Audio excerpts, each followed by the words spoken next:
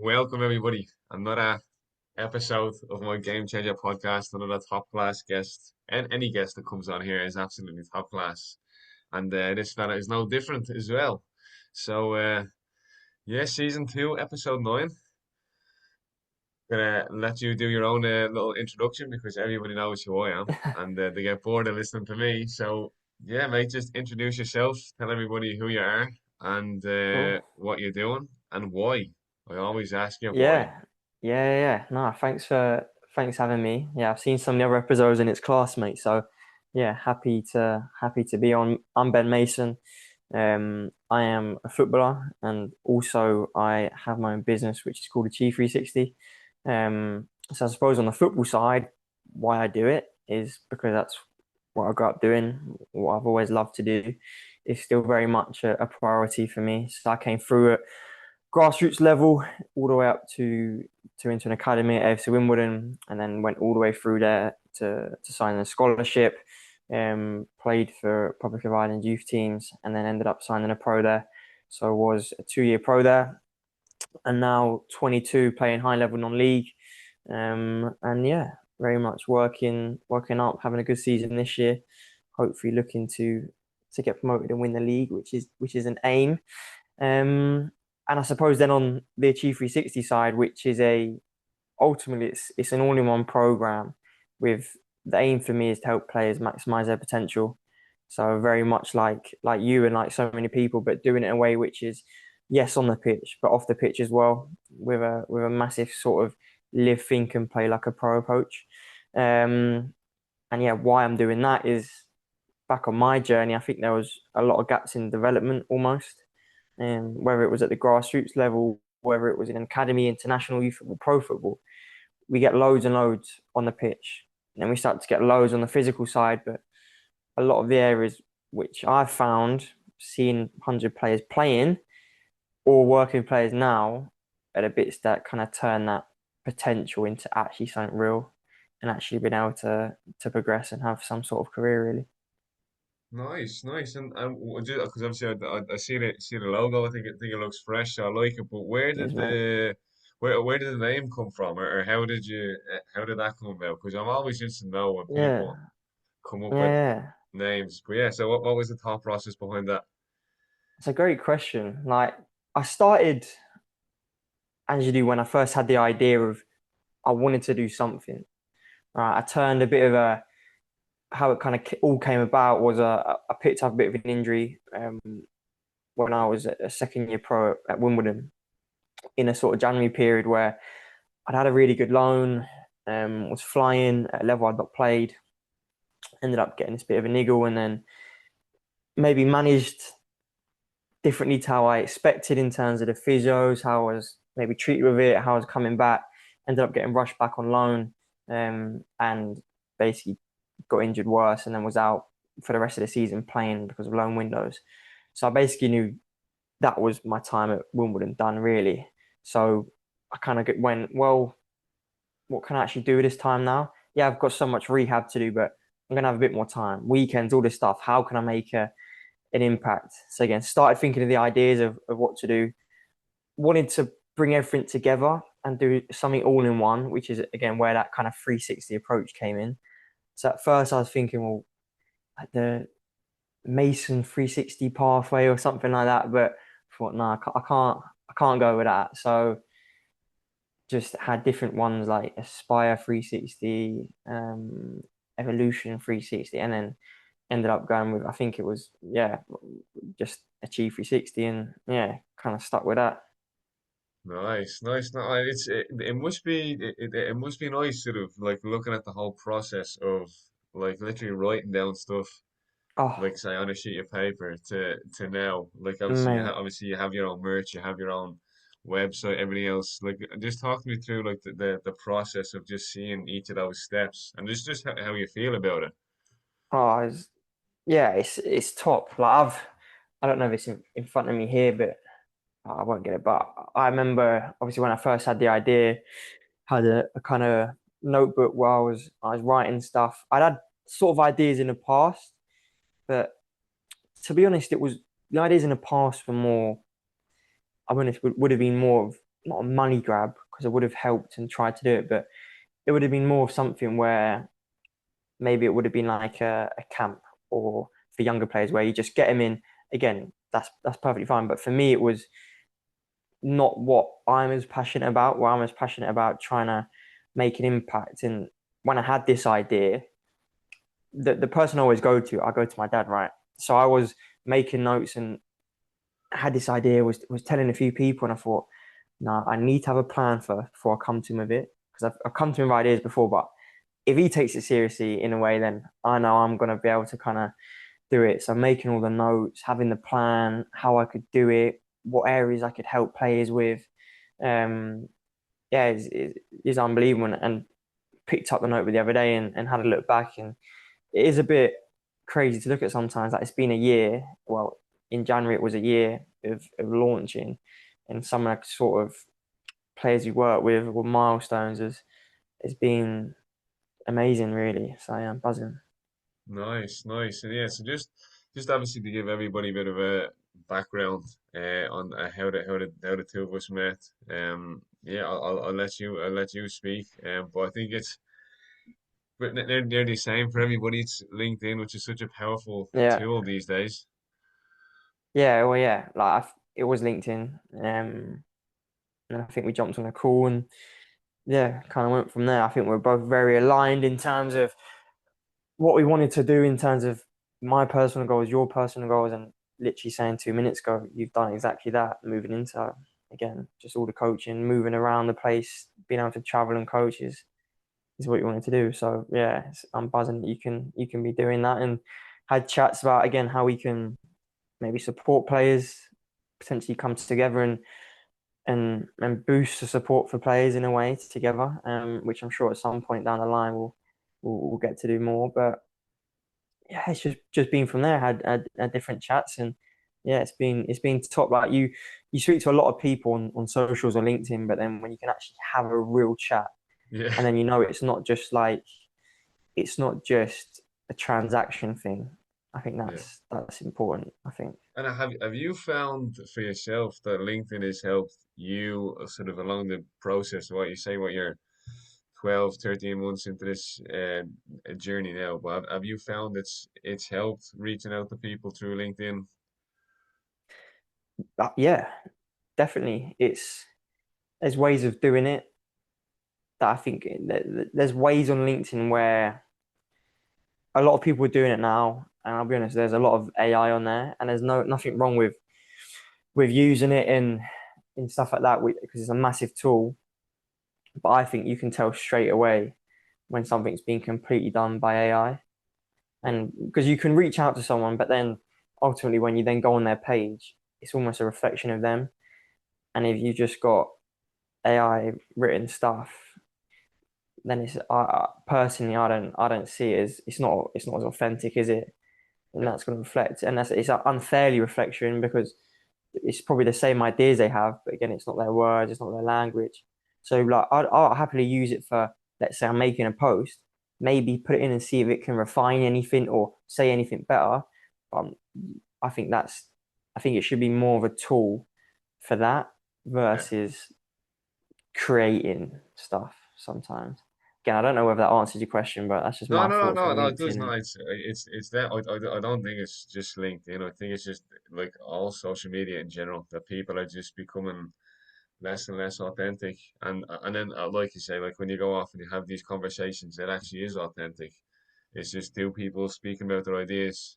Um, yeah. So just to move on, right? So one thing I ask everybody is like I want them to think like big, which I know you do, but like just in terms of sort of different areas of your life, what are your like your big goals? So obviously I know you still play football. I know obviously you have a business, like family, health, everything.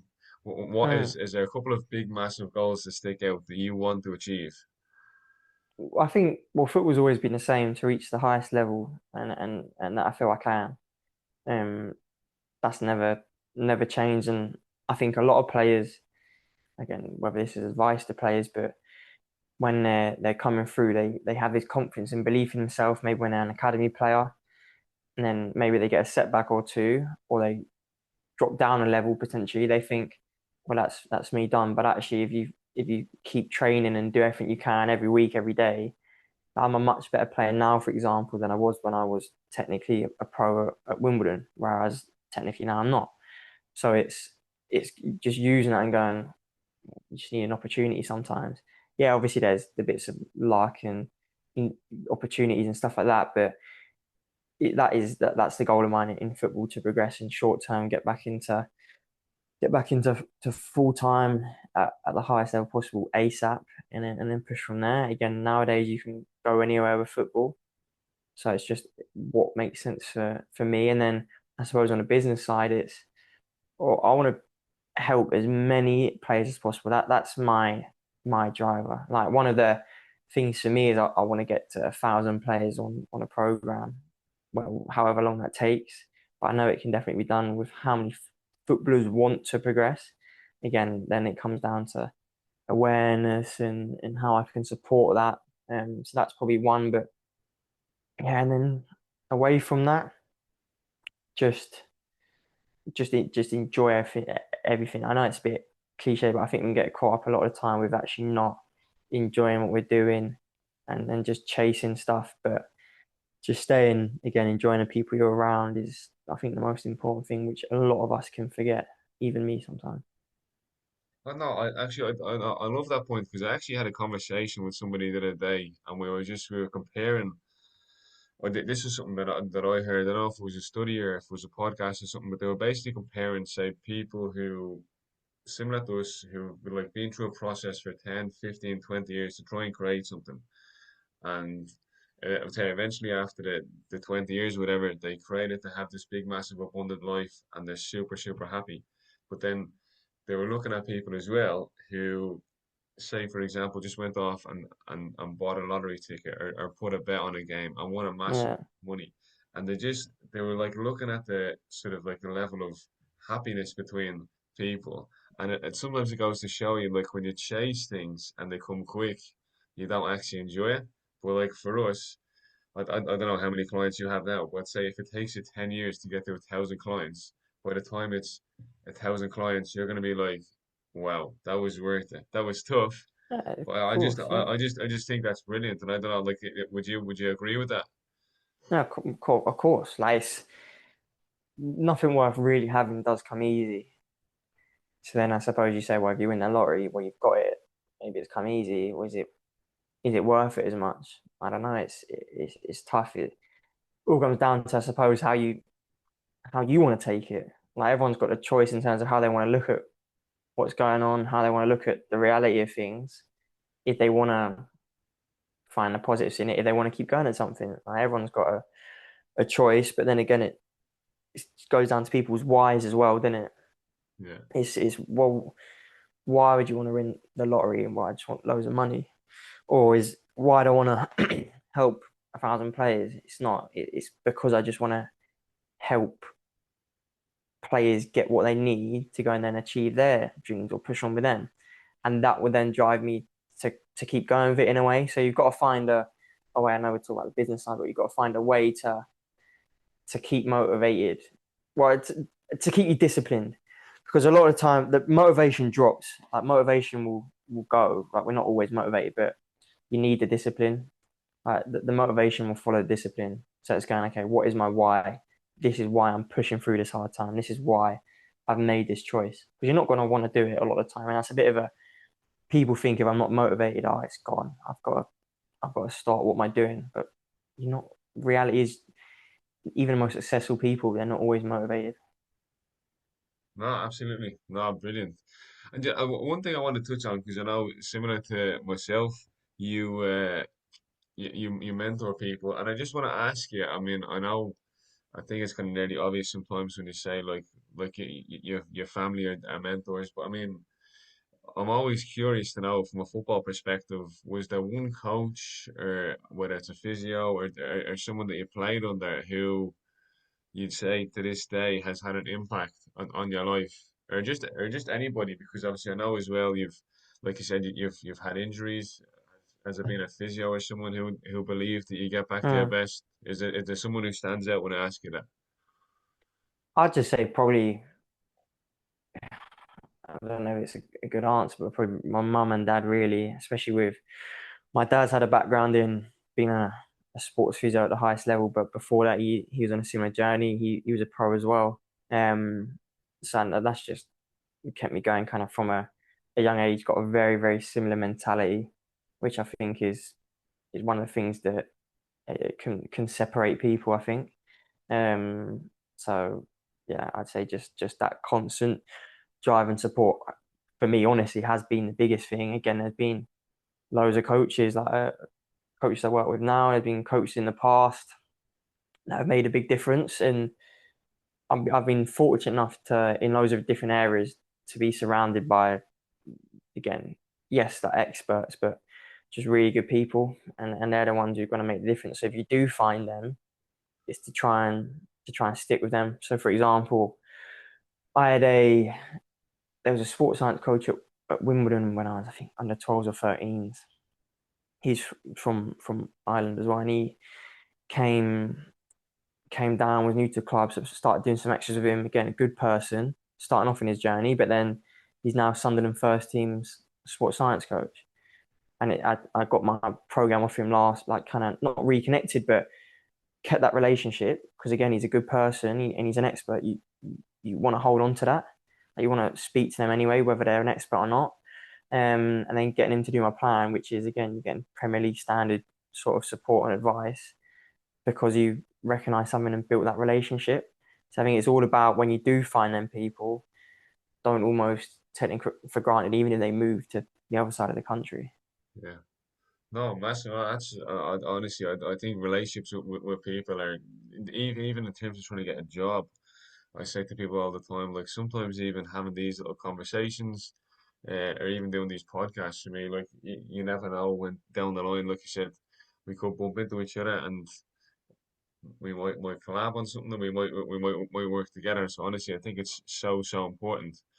One Mm. thing I want to touch on, obviously, we spoke about this before, but I want everybody else to have a listen. So, you mentioned at the very start that you represented Ireland at underage level. So just talk to me about, and just tell everybody how all that came about and just how the whole experience was, and just Yeah, what you did really. yeah. So, well, probably from the start, like my mum's side of the family are all Irish. So again, so that's always been something that's been a part of me. And football was always in my mind in terms of football. Obviously, you don't think of that at start, but when you get to a certain age in academies and you're doing well, you're playing up and all this stuff, you think actually there's a there's a chance here, and I'll that's the aim. So was playing a lot of under 16s, and I started.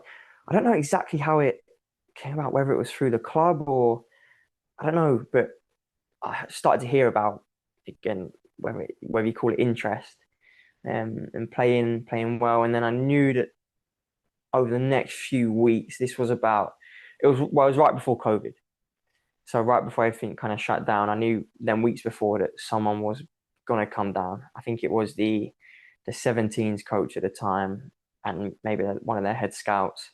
Didn't know when it was, but played up for the 18s against Exeter away. When I was again 16, so playing up, did really well.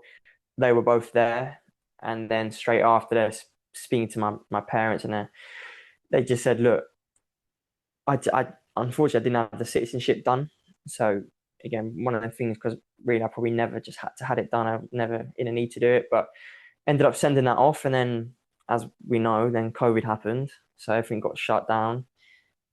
My pass, everything got just locked away in a drawer for however long it was, longer than even when we started. So they're trying to push it through, whether it got lost, whatever. I'm trying to push it through because I want to get out to some camps. I'm like, if I'm available, they're still watching me. Mark O'Toole is the guy's name who was a scout. Like he helped with big players kind of get into the setup, which will be playing in the first team now. And then yeah, ended up finally getting it done. And as soon as it was done, like like I remember walking to college and with football obviously, and head of academy rang me and was like, "Look, you've been called up. You're going to the next camp." and it was the last camp before the Euros, which was again good timing and bad timing really, because I ideally if maybe if the citizenship was done earlier, I would have gone to some camps before, been able to show my face a bit more. And with my age, obviously, if people don't know, international doesn't work how age groups work here in terms of year groups at school. It works 2003, 2004, 2005. So I'm right in December. So I'm one of the youngest in the year.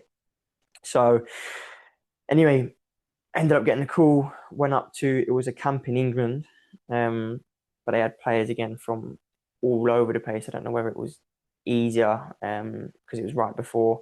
So I went down there, ended up playing a game there, and then did well and was, I suppose, just hoping to get some news in terms of going out to the tournament, but didn't get it, which was fine. But had some good chats with people there. One of the coaches was John Walters, so I had some good chats with him there, and yeah, that was then kind of then moving to after under 19s. It was really under 21s next, and again because I was young, I was still only 18, so it had to be a bit of time, but unbelievable experience. Like I've still got some of the kit man after. I remember eating after and saying kind of bye to everyone, and the kit man came out and just walked with me out and was just saying like, well done, and like you did well, hope to see you, and gave me one of the kind of warm-up shirts, which he must have had just like stuffed down his Yeah. pocket, just one in there.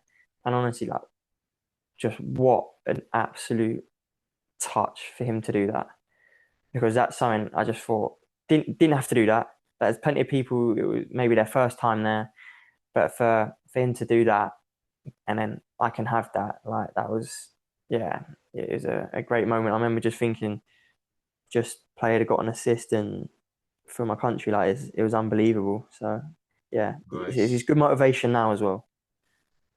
And is there anyone there just out of interest who would have gone on, or like is there anyone that you still stay in touch with from the camp, or do you remember any names?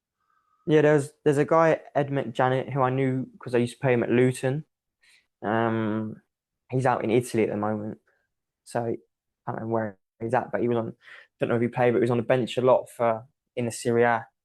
He was involved heavily in, I believe, the 21s. There's a guy who's, who he was at Wolfsburg. I think he's in Eredivisie now. Anselmo Garcia McNulty or something. Oh, okay, yeah, yeah. Um, but there was more. But again, it was only short. But some of them are definitely playing in EFL or playing abroad. Like it was good standard. Nice, nice.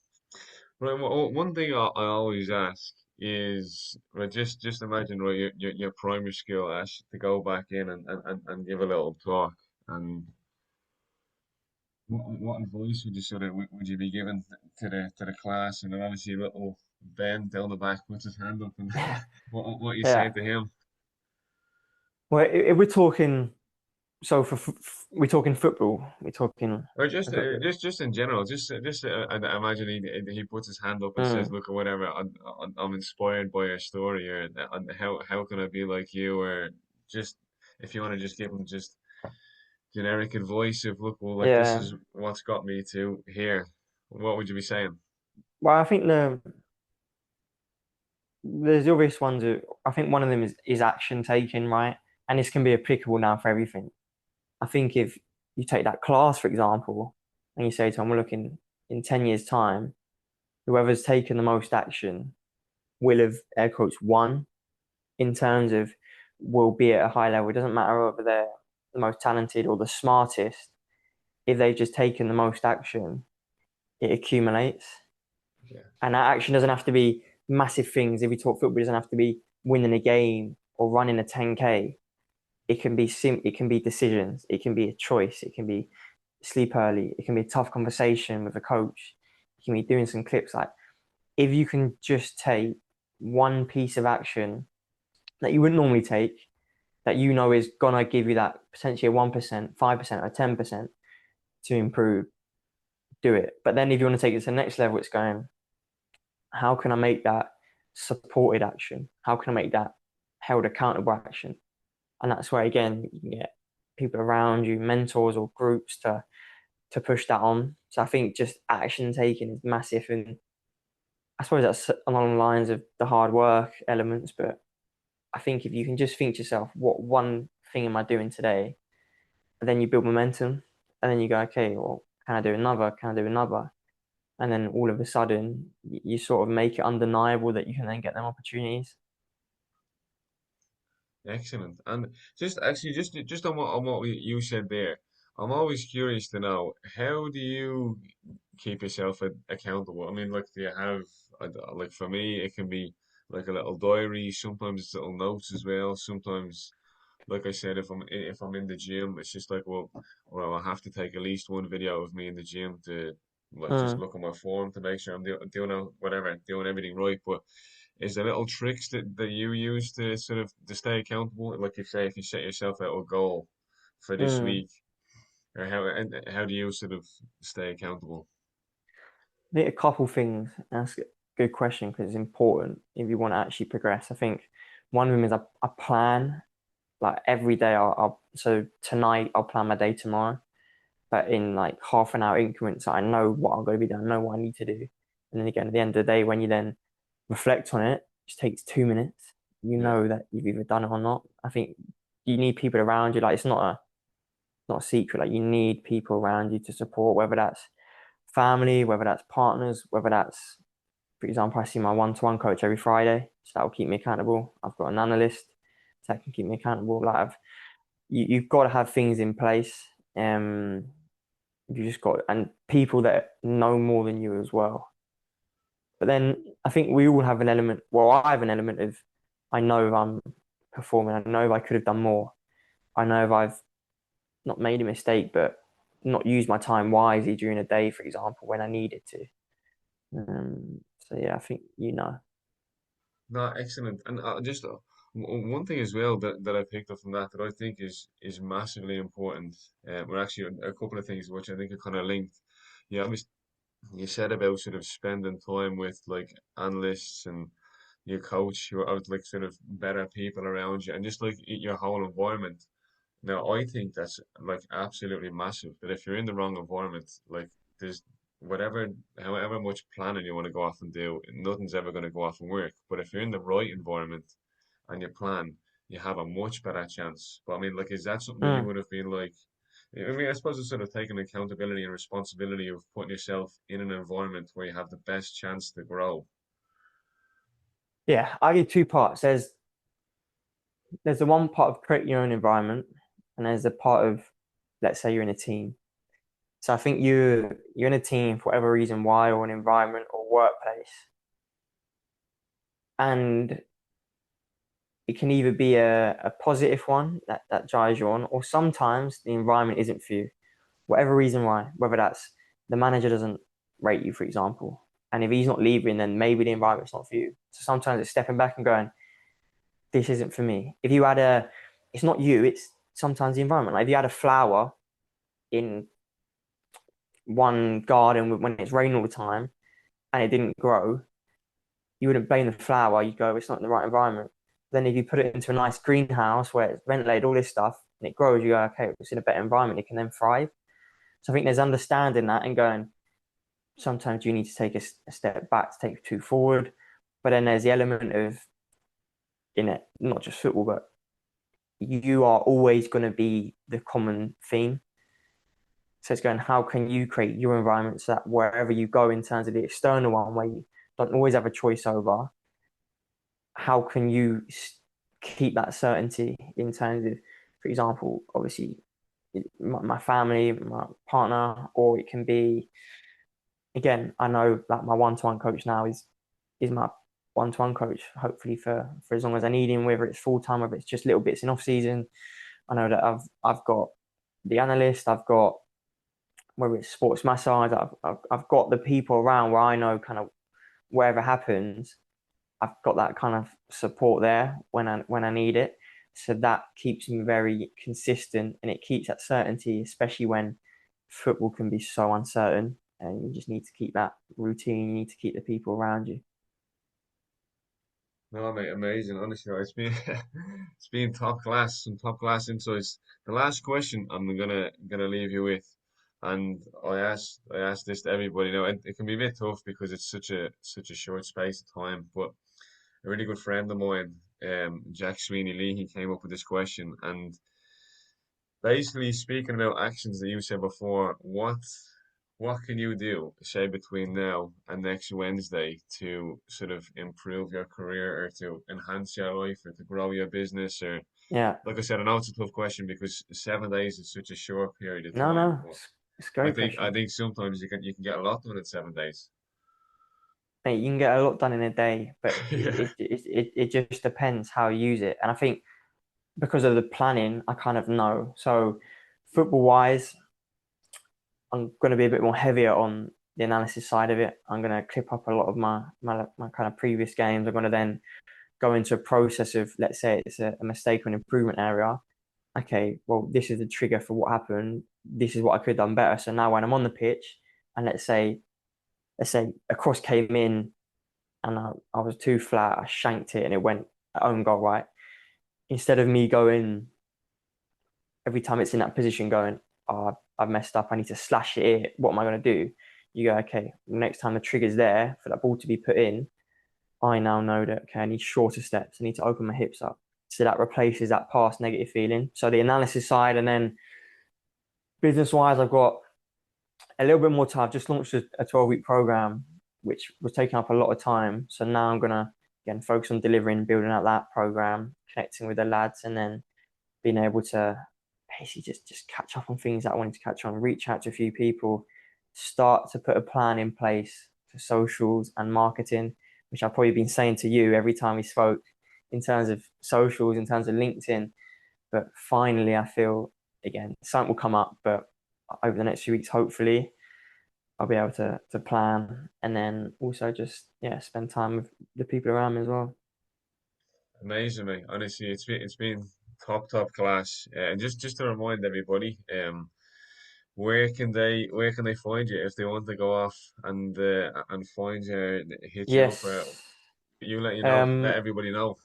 Yeah, so I suppose on Instagram it's either at Achieve360 Football or at Ben Mason, but the S is a five, so Ben MA5ON. I think that's the same for LinkedIn in terms of Ben MA5ON. But yeah, or achieve360football.com as well. There's different ways to get in touch with emails and stuff. But yeah, if a player or I suppose coach does want to get support, like the people we're supporting, it's not trying to just be external people. It's trying to complement what's happening there. Because as we know, we can be so busy with everything that's going on. How can we maybe a workshop or drop in a chat with one player in terms of let's say the mental side, but actually like with footballers, we're used to consistency and accountability, so we need to train in the same way.